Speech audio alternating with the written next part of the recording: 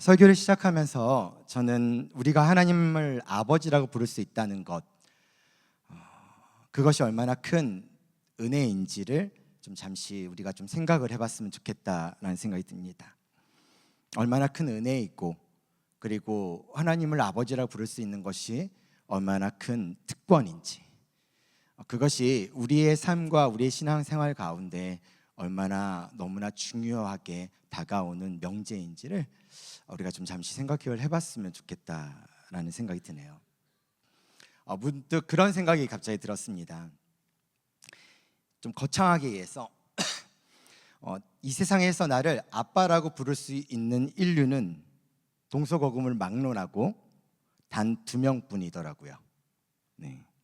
이찬이, 희성이, 저를 아빠라고 부를 수 있는 단 2명의 사람밖에는 없습니다. 그렇게 생각해 보시면 어떻습니까? 조금 특별한 느낌이 들죠. 이처럼 자녀에 의해, 그리고 부모라는 정체성을 가지게 된다는 생각을 해본다면 아마도 또 다른 시각에서 또 다른 생각을 해볼 수 있지 않을까라는 생각이 듭니다. 사진 한 장 띄워주시겠어요? 네. 누가 저일까요? 잘 모르시겠죠? 네. 자, 얼굴이 다 지금 똑같습니다. 저희 희찬이, 희성이, 저 다 그 비슷한 나이대 찍었던 사진이었거든요. 사진 이렇게 보면서 야, 내가 진짜 이 아이들의 아버지구나, 아빠구나라는 그런 생각을 또 해보게 되어졌습니다. 서로를 닮아간다라는 것, 자녀와 부모가 닮아간다라는 것은 하나님께서 주신 가장 큰 복이자 하나님께서 주신 가장 큰 하나님의 계획 안에 있는 너무나 큰 그 비전 속에 있는 하나님의 일하심이고 하나님의 놀라운 능력입니다. 그것이 우리가 선택하든 선택하지 않든 간에 상관없이 하나님께서 우리를 통해서 이루어 가시는 하나님의 나라, 그리고 그 속에서 우리의 모습이 서로를 닮아간다라는 것은 우리에게 있어서 너무나 특별하다는 것을 오늘 이 말씀을 통해서 좀 같이 생각해 보기를 원하는데요. 사도 요한이 요한 1서를 기록한 당시 교회 안에서는 하나님을 아버지라고 부르는 것에 대한 감동이 사라졌던 약간 그런 불감증 현상이 좀 있었습니다. 하나님을 아버지? 어떻게 그걸 아버지라고 할 수 있을까라는 그런 생각들이 참 많이 편만했었던 시기였죠. 그런 것을 바라볼 때 요한의 마음이 얼마나 아팠을까요? 그래서 그는 하나님의 자녀됨에 대해서 이렇게 이야기합니다. 3장 1절인데요. 보라, 아버지께서 어떠한 사랑을 우리에게 베푸사 하나님의 자녀라 일컬음을 받게 하셨는가.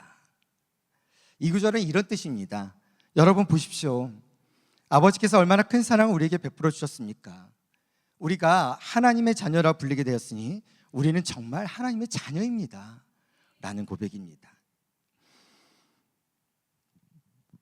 요한 1서는요, 그리스도인이 어떻게 세상을 살아야 하는가라는 이 질문을 두고 그리스도인은 예수를 믿고 성령으로 거듭난 자들로서 개개인이 하나님의 형상을 닮은 하나님의 자녀로 살아야 한다라고 강조하고 있습니다. 하나님의 자녀로서의 자격은요, 하나님의 사랑 때문에 나타나는 거거든요. 원래 우리는 하나님의 거룩한 빛 앞에서 죄와 허물이 드러날 수밖에 없는 존재인 거 아실 겁니다. 이 죄와 허물은 하나님 앞에서는 반역자의 모습이기에 심판을 받을 수밖에 없었습니다. 그런데 하나님의 사랑은 심판받을 만한 우리를 자녀 삼는 것을 대단히 기뻐하신다라는 거죠.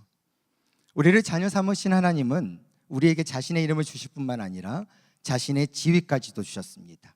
그래서 1절에서 하나님의 자녀라 일컬음을 받았고 2절에서 우리가 지금 하나님의 자녀라라는 지위를 얻게 된 것입니다.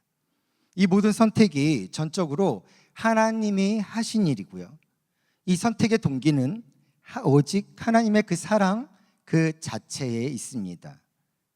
보통 우리가 이러한 상황 속에서 나타나는 양자됨의 개념을 좀 이야기를 하는데, 양자됨이란 어떤 사람이 자기 자신이 아닌 아이를 자신의 가족으로 받아들이는 법적인 행위로서 자녀로서 누릴 수 있는 모든 특권을 가지게 된다는 뜻입니다.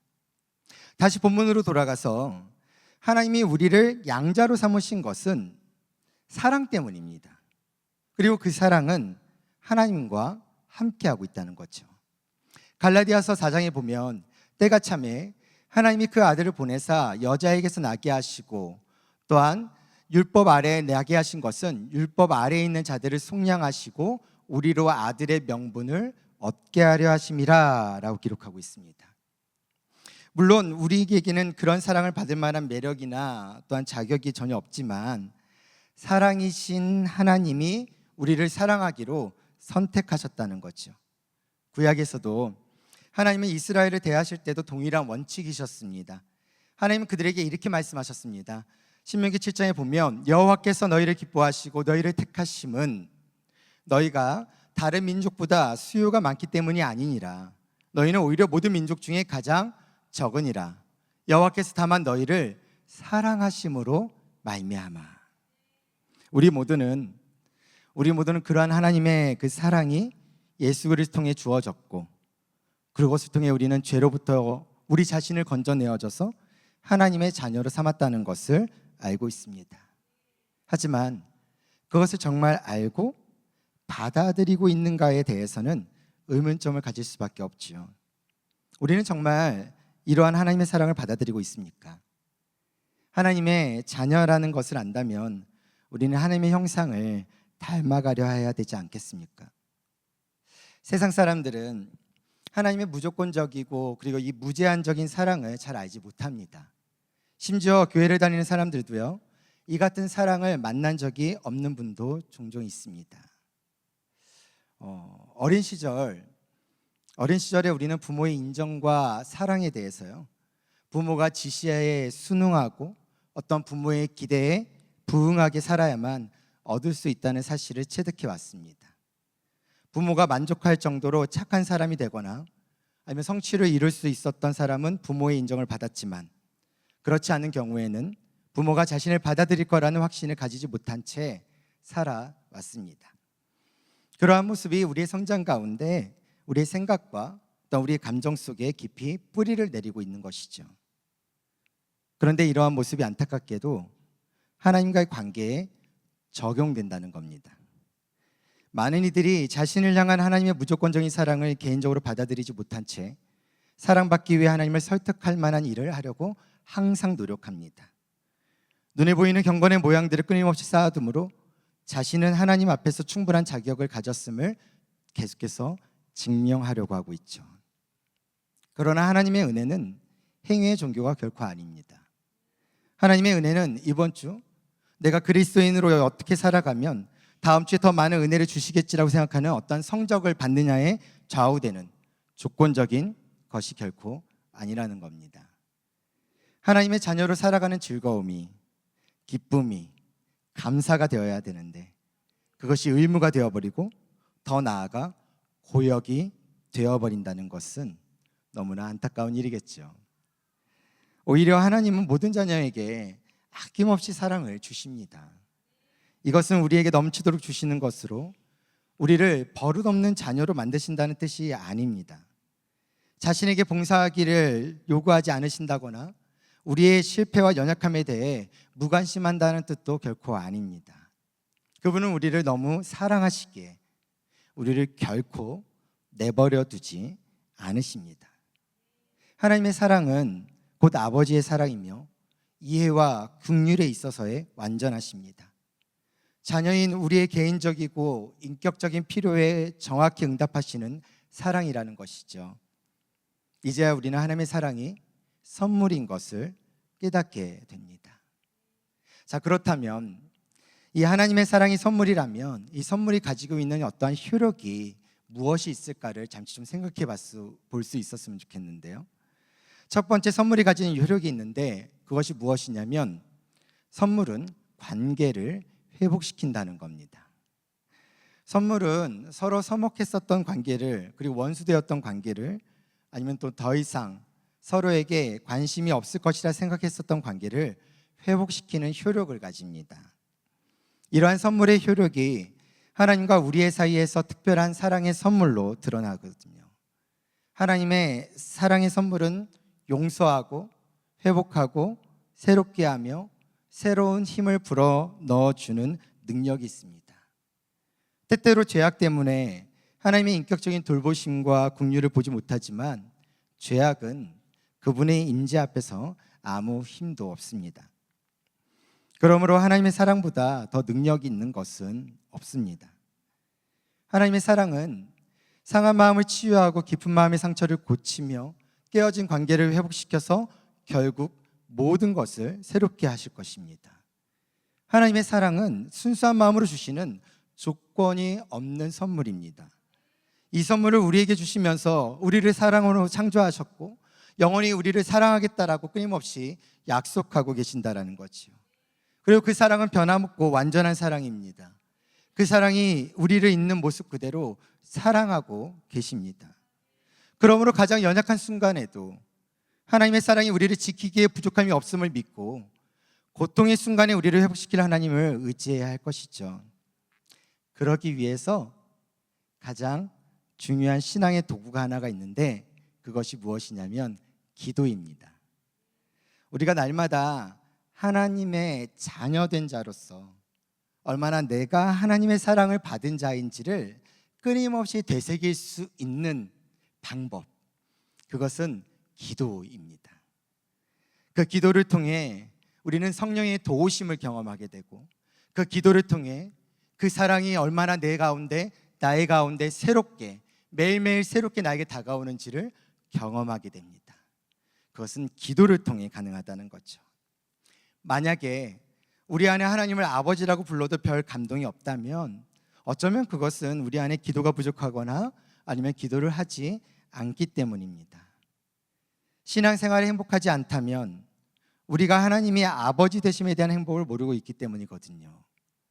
하나님을 아버지라 부르면서 하나님이 얼마나 나를 사랑하셨기에 내가 그의 자녀가 되었는가 하는 것을 가슴 깊이 느끼지 못한다면 그것만큼 정말 불행한 일은 없을 것입니다. 그러나 기도한다면 성령님께서 매일 새롭게 그 사랑을 발견하게 하실 것입니다. 하나님을 아버지라 부를 때 내 가슴에 찡하게 느껴지는 그 감동이 살아나게 된다는 것이죠. 그것이 하나님의 사랑이 나에게 선물로 다가왔을 때, 그리고 그 선물을 내가 하나님 아버지가 나에게 주신 선물로 내가 그것을 받았을 때, 그리고 그것을 기도를 통해 끊임없이 되새기며 주님 앞에 나아갈 때 우리는 하나님의 그 아버지의 품 안에서 하나님의 무한하신 긍휼과 하나님의 무한하신 그 이해하심 가운데 머물 수 있는 자로 삶의 평안으로 살아갈 수 있게 되는 것, 그것이 바로 하나님이 사랑이다라는 것에 대한 그 선물의 첫 번째 효력입니다. 그럼 두 번째 효력은 무엇이냐? 두 번째 효력은 선물은 관계를 깊게 하고요, 사랑에 대한 소망을 키우게 합니다. 2절을 보면 이렇게 쓰여 있습니다. 사랑하는 자들아, 우리가 지금은 하나님의 자녀라. 하나님의 자녀가 가져야 될 소망이 있는데요, 그 뒤에 바로 이어집니다. 장래에 어떻게 될 것은 아직 나타나지 않았지만 그가 나타나면 우리가 그와 같은 줄 아는 것은 그의 참모습 그대로 볼 것이기 때문이니. 하나님의 자녀인 우리가 하나님을 다시 만날 때까지 오늘도 우리 한 사람 한 사람을 그분이 사랑하시는 아들을 닮아가도록 우리를 끊임없이 만들어 가시는 분이 하나님 아버지십니다. 하나님은 우리를 자녀라는 관계를 맺어주심으로 인해서 닮아가게 하는 성장의 기쁨을 주십니다. 이것이 우리가 하나님의 자녀라는 증거입니다. 제가 서두에 사진을 잠깐 보여드렸던 것처럼 저희 아이들의 얼굴을 보면 그 아버지가 누군지를 볼 수가 있습니다. 그것은 제가 선택한 것은 아니겠지만 아들과 아빠의 그 관계 안에서, 부모와 자녀와의 그 관계 안에서 닮아가는 것들을 보게 되어지죠. 그것이 바로 관계입니다. 그 관계 속에서 닮아가게 되어집니다. 그런데 그 관계를 하나님께서 만드신 관계라면, 하나님께서 만드신 그 관계라면 하나님의 의도 안에 무엇이 있다는 거예요? 그 관계가 만들어짐으로 인해서 닮아가게 하는 것이 하나님의 분명한 목적 가운데 있다는 것입니다. 하나님 아버지께서 우리에게 구원이라는 선물을 허락하시고 하나님께서 사랑이라는 그 선물을 우리에게 허락하셨다는 것은 그 사랑이 우리 안에서 누군가와 함께 닮아갈 수 있도록 하나님께서는 그 방향과 그 지향성을 보여주셨다는 거죠. 물론 창조주이신 하나님께서 인간인 피조물인 인간의 모습을 바라보며 그 관계를 맺는다는 것 사실 쉬운 것은 아닙니다. 끊임없이 말씀하시고 끊임없이 권면하셨습니다. 내가 거룩하니 너희도 거룩하라고, 내가 깨끗하니 너희도 깨끗하라고 끊임없이 권면하셨고 끊임없이 말씀하셨습니다. 그런데 인간은 그것을 할 수 있는 능력이 없어요. 그것을 찾아낼 수 있는 능력이 없어요. 닮아가고 싶어서 닮아갔습니까? 자연스럽게 가다 보니까 닮아가게 되고 매일 얼굴 보다 보니까 닮아가게 되고 혼나기도 하고 어르기도 하고 또 기쁨과 눈물과 슬픔과 행복들이 같이 어우러지는 과정 속에서 표정 하나하나가 닮아가게 되어졌던 것이 부모와 자녀의 가족이라는 관계 속에서의 닮음입니다. 하나님과 함께하는 모든 시간들, 그리고 그 시간들 속에서 하나님 안에서 닮아가는 그 인생의 모습들도 동일하다라는 거죠. 그래서 하나님 아버지께서 주셨던 분이 바로 이 땅에 보내신 예수 그리스도이십니다. 눈에 보이는, 그리고 그분과 동행함으로 말미암아 끊임없이 배워가고 경험해가고 닮아가는 과정을 통해 하나님의 모습으로 변하여가는 것, 하나님이 꿈꾸시고 하나님이 소망하시는 자의 모습으로 바뀌어가는 것, 그것을 하나님은 소망함으로 우리에게 선물을 허락하셨다는 겁니다. 사랑하는 사랑가족 여러분, 한평생 하나님을 아버지라 부를 수 있고 하나님의 얼굴을 대하고 볼 날을 기다리면서 결국 하나님의 얼굴을 마주 볼 수 있다면 그렇게 살아가는 삶만큼 행복한 삶이 어디 있을까요? 우리가 이번 주에 하나님의 변함없는 사랑을 묵상하며 하루를 시작한다면, 그래서 우리를 위협하는 염려와 두려움을 넘어서 기대와 희망을 볼 수 있다면, 하나님을 아버지라고 부르는 그 모든 안전함 속에서 우리는 이 한 주를 평안함 속에 한 걸음 한 걸음 내딛고 나아갈 수 있지 않을까요? 하나님의 말씀을 가까이 하십시오. 하나님의 사랑을 생각할 수 있는 최고의 방법입니다. 말씀을 통해 하나님의 사랑을 생각할 때 우리의 속사람이 변화하기 시작할 것이고 우리는 소망이라는 하나님의 관점을 얻게 될 것입니다. 요한복음 14장에서 이렇게 얘기합니다. 나의 계명을 지키는 자라야 나를 사랑하는 자니 나를 사랑하는 자는 내 아버지께 사랑을 받을 것이요 나도 그를 사랑하여 그에게 나를 나타낸다고 말씀하셨습니다. 이처럼 하나님의 사랑이 매일 내 앞에 나타나는 하루하루가 최고의 날이지 않겠습니까? 그런 소망함으로 오늘을 살아갈 수 있는 우리 서연의 가족들 될 수 있기를 주의 이름으로 축원합니다. 계속해서 3절을 보면 이렇게 쓰여 있습니다. 같이 읽을까요? 주를 향하여 이 소망을 가진 자마다 그의 깨끗하심과 같이 자기를 깨끗하게 하느니라. 주를 향하여 이 소망을 가진 자마다 그의 깨끗하심과 같이 자기를 깨끗하게 하느니라.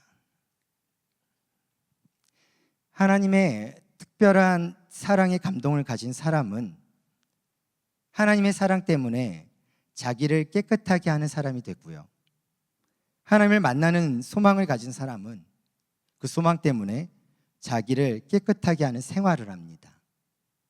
하나님의 깨끗하심과 그리고 그것과 같이 자기를 깨끗하게 하죠. 그런데도 여전히 우리를 괴롭히는 문제가 있습니다. 그것은 바로 죄의 유혹이죠. 구원받은 우리는 죄를 지으면 하나님이 기뻐하지 않는다는 것을 압니다. 죄를 지으면 그 죄가 나의 영혼을 사정없이 잔인하게 짓밟아 버린다는 것도 압니다. 죄를 지어서 은혜를 쏟아버리면 다시 회복하기가 얼마나 어려운지도 압니다. 그럼에도 죄를 짓습니다. 우리 자신을 더럽히죠. 예수 믿지 않는 사람이 짓는 죄는 창조주 하나님을 거역하는 악입니다. 예수 믿는 사람이 짓는 죄는 하나님 아버지 앞에서 잘못하는 겁니다. 하나님의 말씀을 어기는 겁니다. 하나님의 사랑에 상처를 주는 것이고 하나님의 사랑의 선물을 부서뜨리는 것입니다. 하나님의 자녀가 하나님의 사랑의 선물을 버릴 수 있겠습니까? 그토록 사랑하시는 마음을 거역하고 죄를 범할 수 있을까요? 하나님은 거룩한데 어찌 더러운 사람의 몸으로 마지막 날에 그를 만날 수 있을까요? 그러므로 하나님 만날 날을 소망하는 우리는요, 그의 깨끗하심과 같이 자기를 깨끗하게 해야 할 것입니다. 우리의 소망 가운데 우리가 살아내는 삶의 모습 안에는 때로는 율법이 우리의 삶과 우리의 인생을 보고 기준을 삼아주고 내가 넘어야 될 선과 넘지 말아야 될 선을 구분할 수 있게 해주고, 그리고 그것을 뚜렷하게 봄으로 인해서 하나님 안의 백성으로서 살아가는 삶이 무엇인지를 가르쳐 주는 것 또한 중요한 조건입니다. 그러나 성경은 그것만 말하고 있지 않습니다. 그것과 동시에 같이 우리가 하나님의 사랑을 받은 자라면 그 사랑을 진정으로 느끼고 그 사랑을 진정으로 경험하고 그 사랑을 진정으로 누리고 있는 사람의 삶의 모습이라면 과연 우리가 그 죄의 선 앞에 넘어갈 수 있을까요? 내가 정말로 존경하고 내가 정말로 사랑하고 내가 정말로 아끼고 내가 정말로 따르고 싶어하는 사람의 말을 내가 자신 있게 거역할 수 있겠습니까? 아니요. 사람과 사람 사이에서도 그러지 않는 경우가 많습니다. 하물며 창조주이신 하나님 앞에 서 있는 피조물인 인간된 모습 앞에서 과연 우리는 하나님의 그 사랑 앞에 어떠한 모습으로 서 있고 어떠한 생각들로 서 있는지를 돌아봐야 한다는 것입니다. 하나님은 사랑이시다라는 이 말은 너무나 많이 들어왔고 아마 죽을 때까지도 끝없이 들으시고 아마 천국에서 들을 수도 있지 않을까라는 생각도 해봅니다. 여하튼 간에 상관없이 어쨌든 간에 하나님의 사랑이다라는 그 수많은 이야기들이 내 마음과 내 생각 속에서 내가 누리고 내가 감동을 얻고 내가 기쁨을 얻고 내가 행복을 누리는 것으로 살아가야 되는데, 근데 그러한 삶의 모습이 내가 찬양을 할 때 아니면 내가 같이 기도를 할 때 내가 예배를 드리면서 걷는 은혜 가운데 경험하는 것만으로 끝나는 거라면 과연 그것이 정말로 행복한 것이냐라는 질문을 스스로에게 한번 좀 던져봤으면 좋겠다라는 겁니다. 사랑한다고는 말은 하는데 사랑이 없으면 소리나는 구리와 울리는 꽹과리가 된다고 이야기했었던 것처럼 아무 의미가 없다고 이야기하는 것처럼 과연 우리의 삶의 모습 안에서 나타나는 삶의 모습과 삶의 고백은 과연 하나님과 동행하고 싶어하는 간절함과 갈망함과 그 애틋함, 뭔가 말로 이렇게 표현할 수 없는 그 관계 속에서 누릴 수 있는 그 기쁨, 그런 누림에 대한 갈망함이 과연 우리 안에 있습니까? 내일부터 또다시 한 주간의 삶의 현장 가운데 살아가게 됩니다. 한 걸음 한 걸음 내딛고 나아가는 그 삶의 모습들 가운데서 하나님이 우리에게 요구하시는 것은 그렇게 많지는 않죠. 그럼에도 불구하고 우리는 하나님 안에서 해결해야 될 우리의 상황 가운데서 너무나 많습니다. 그럼에도 불구하고 우리 안에 끊임없이 기억해야 될 것은 무엇이냐면 하나님의 그 사랑이 나에게 선물로 다가왔고 그것이 나에게 내 삶을 하나님과의 관계 속에서 깊어지게 하셨고 하나님께서 그 사랑의 품 안에 아버지의 자녀로서의 삶의 모습으로 나를 이끌어가고 인도해 가고 계신다면 내가 주님 앞에 기도하며 하나님 앞에 말씀을 보는 너무나 중요한 그 신앙의 생활의 도구가 하나님과의 그 관계를 더 깊이 있게 그 안에서 더 많은 만족을 누리며 행복을 누리며 하루하루를 살아갈 수 있지 않을까, 그런 생각을 해봤으면 좋겠습니다. 닮아가는 것. 내가 무엇인가를 해서 다는 닮아감이 아니라 말하고 듣고 웃고 울고 하는 모든 것들을 함께하는 그 시간들을 통해 닮아가는 그 과정이 저뿐만 아니라 우리 모든 서연의 가족들 모든의 삶 가운데 하나님과 동행하는 끊임없는 그 인생의 삶을 걸어가며 한 걸음 더 한 걸음 내딛고 나아갈 수 있기를 주의 이름으로 축원합니다. 말씀을 맺습니다. 오늘 본문에서 사도 요한은 하나님이 아버지가 되어주셔서 너무 좋아서 나 아버지처럼 되고 싶다는 말을 하고 싶었던 겁니다. 우리가 하나님이 거룩하니까 우리도 무조건 거룩해야 돼 라는 어떤 이런 당위성을 이야기하고자 하는 것이 아니라 그분이 나의 아버지가 되어주셔서 내가 너무나 좋아서 나는 그 아버지를 닮아가고 싶다고, 하나님이 너무 좋아서 하나님처럼 깨끗하게 하겠다라고 고백하는 것이 바로 오늘 우리가 읽었었던 이 요한일서 3장 1절에서 3절의 말씀의 사도 요한의 심정입니다. 하나님이 특별히 사랑하여 자녀 삼아 주신 것에 감동한 사도 요한, 그리고 그는 스스로 자원해서 그렇게 살겠다고 고백합니다. 이번 한 주간도 이런 요한의 고백처럼 우리도 하나님의 아버지가 되어주신 것에 대해서 감사해 보는 것은 어떨까요? 소망의 기쁨으로 삶의 자리에서 깨끗하게 하는 자로 살아가는 그러한 기쁨과 감사에서 기꺼이 하나님 앞에 나아갈 수 있는, 기꺼이 하나님과 동행하고 싶어하는 그 요구와 갈망을 하나님 앞에 드린다면 하나님이 외면하시겠습니까? 아버지신데요. 그 하나님이라는 사랑의 선물을 잊지 마시고 붙잡으시고 한 걸음 한 걸음 내딛고 나아갈 수 있는 우리 서연의 가족들 될 수 있기를 간절히 소망합니다. 우리 옆에 있는 분들하고 이렇게 인사했으면 좋겠습니다. 하나님의 선물을 받은 당신이 선물입니다. 격려하겠습니다. 하나님의 선물을 받은 당신이 선물입니다. 네. 자, 우리 세 가지 기도 제목 있거든요. 첫 번째 같이 읽겠습니다. 시작.